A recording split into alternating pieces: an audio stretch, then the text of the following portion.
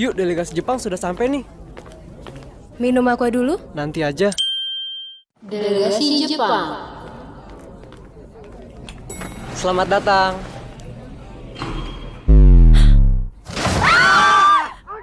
Pak, jangan panik, Pak. Ada yang bisa ngomong Jepang? Saya, Pak.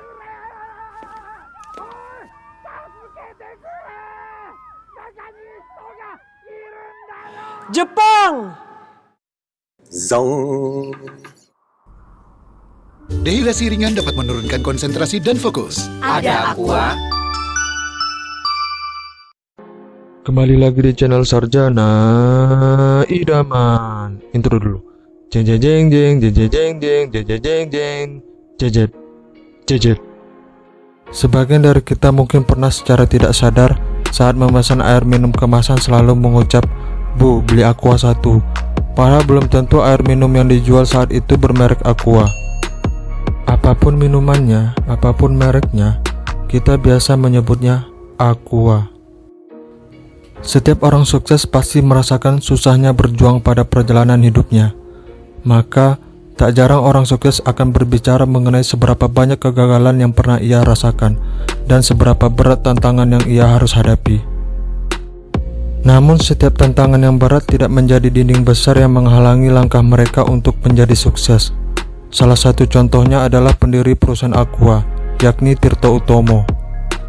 Mengawali karir bekerja di perusahaan Pertamina, pria kelahiran 9 Maret 1930 ini mengawali ide membuat air minum kemasan karena banyak tamu dari luar negeri yang berkunjung ke Indonesia mengeluh mengenai air minum yang disajikan. Tamu-tamu tersebut merasa bahwa air minum yang disajikan tidak enak dan mengakibatkan beberapa dari mereka mengalami sakit perut.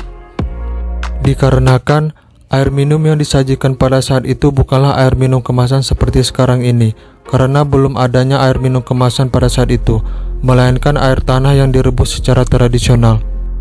Tirto kemudian menyadari bahwa tamu-tamunya yang berasal dari luar negeri tidak terbiasa dengan air minum yang direbus, melainkan air yang telah disterilkan. Tirto yang kala itu sering ditugaskan untuk keluar negeri pun sering melihat adanya air mineral dalam botol yang dikonsumsi secara bebas. Dari sanalah ide Tirto muncul melihat di Indonesia belum ada air mineral dalam kemasan. Tirto memutuskan untuk mengetahui secara langsung tentang cara membuat air minum kemasan ke negeri Gajah Putih, Thailand. Namun, salah satu temannya sempat meremehkannya. Akan tetapi sang pendiri Aqua ini tidak lantas mengurungkan niatnya membuat air minum kemasan di Indonesia. Setelah dia mengetahui cara membuat air minum kemasan, ia lantas keluar dari Pertamina dan mulai mendirikan pabriknya di Bekasi pada tahun 1973, tepatnya tanggal 23 Februari dengan nama perusahaan PT Golden Mississippi yang kemudian berubah menjadi PT Aqua Golden Mississippi. Percobaan produksi dimulai pada Agustus 1974 dengan produk pertamanya yakni Aqua botol kaca berukuran 950 ml dan Aqua galon yang terbuat dari kaca juga.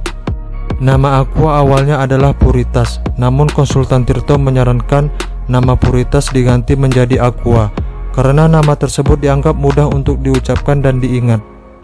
Perjuangan pun dimulai. Tak mudah memasarkan produk baru ini di Indonesia karena tentu saja belum banyak diminati dan belum populer. Semua rancangan pemasaran dan rasa optimis yang dimilikinya bersama tim akan kesuksesan produk ini ternyata gagal total. Pasar Indonesia masih belum menerima air minum kemasan. Penjualan pada 3 tahun pertama mengalami kerugian. Tirto sempat hampir menutup pabrik Aqua dikarenakan ketidakjelasan masa depan Aqua pada saat itu. Bisa dibayangkan bagaimana sulitnya kondisi Tirto pada saat itu.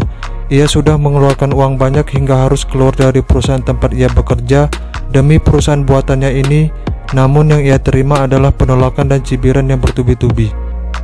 Namun kemudian beberapa ide gila pun dilancarkan. Bukannya menurunkan harga jual, malah menaikkan 3 kali lipat. Di lain sisi, distribusi Aqua beralih dari masyarakat biasa ke perusahaan asing seperti perusahaan Korea yang waktu itu sedang menangani proyek tol Jagorawi. Pasar pun mulai terbuka, omset mulai naik.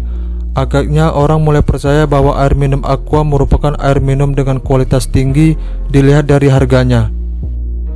Ide lain yang dilancarkan oleh pria lulusan Fakultas Hukum Universitas Indonesia ini adalah mendistribusikan ke toko-toko pinggir jalan dengan menaruh 3 botol aqua secara gratis untuk melihat reaksi konsumen.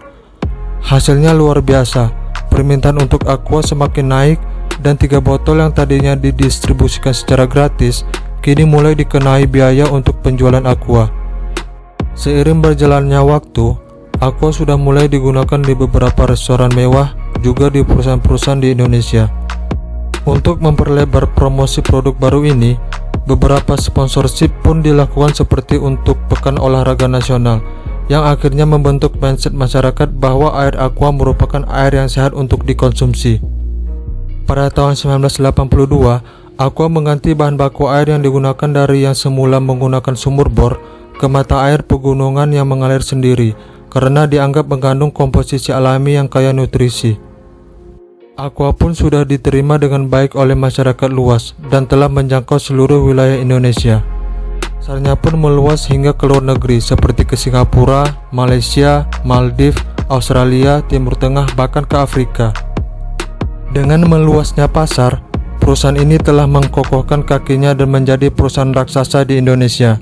Namun, sang pendiri perusahaan ini pun wafat pada tahun 1994 dan merupakan goncangan besar karena telah kehilangan sosok besar yang telah memberikan arah perusahaan. Goncangan ini kemudian diantisipasi dengan baik melalui kerjasama dengan Danone.